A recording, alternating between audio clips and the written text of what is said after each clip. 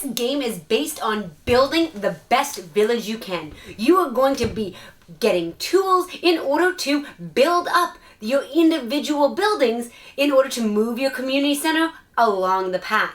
While doing this, you're going to need to move rocks, you're going to need to grow crops, as well as collect certain resources in order to produce and build those buildings.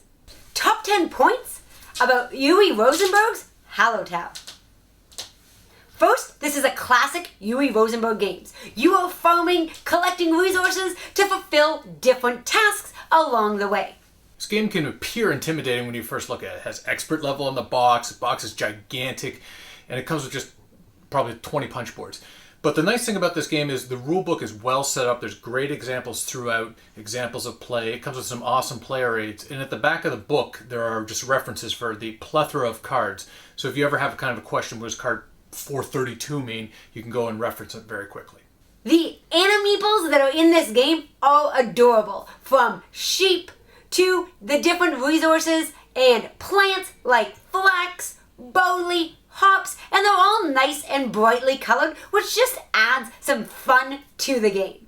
So I think this game is going to be best at lower player counts because the board is going to fill up and those better action spaces are going to really get full in a 3 and 4 player game. We've played this at 2. There is a blocker bot, but it essentially just blocks one spot per round, whereas if you're playing with more people, some of those really choice spots are going to get filled up multiple times. This game comes with a large variety of cards and multiple decks of the same type, allowing you to switch different decks to have a dynamic game each time. There are multiple paths to victory in this game.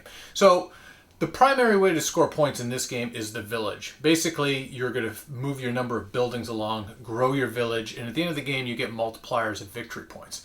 But we've also played games as well where you can score a number of end game goals and get a number of victory points that way. So you can score points via cards and also by moving your village along. You just don't have to do one or the other.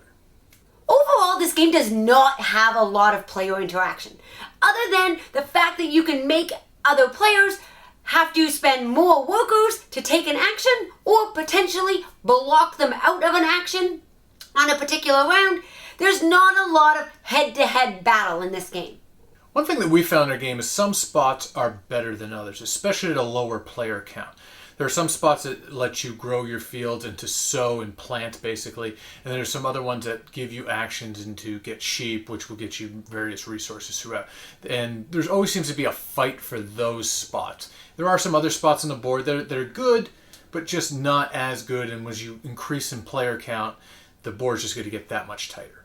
This game has a very interesting balance between resource management and engine building, because you are constantly degrading your fields, so you're going to be producing less each round unless you take mitigating actions to bring your fields back up. So when you start up a new game, you always get a hand of 5 cards, and each round you're getting a card, and you can also buy some cards later on in the game.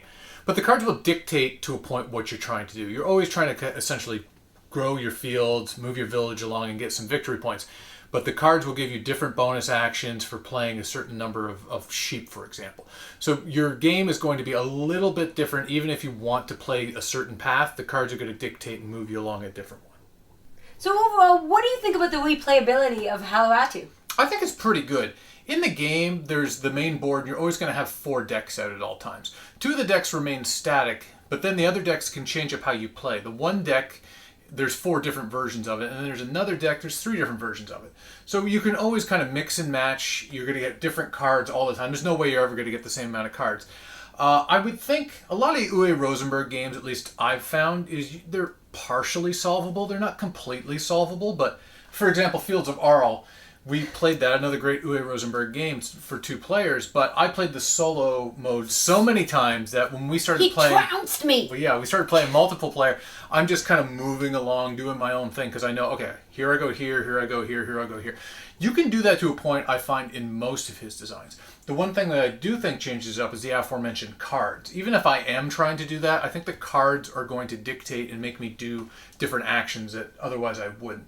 So I would say, at bare minimum, you're probably going to get a good 25, 30 plays out of it, and realistically, not that many people go over that anyways. True, and then I also quite like at the lower player count, the bot changes it up because they do block out different quadrants and then remove workers from different quadrants. So there's different tasks available each round that you can use that cost different amount of workers. So it's really keeping you on your toes because your workers change based on how many buildings you move along. Yeah, I also find with a lot of Uwe's games now is that he's always putting out an expansion. So within this game you have 20 action spaces. You might not use all 20 all the time, but I can see an additional expansion coming along that has another couple decks of cards and maybe like a sideboard with like an additional 8 options to choose, and that will probably change everything up as well. So I feel like there's a lot of game here and there's probably a little bit more game coming in the future.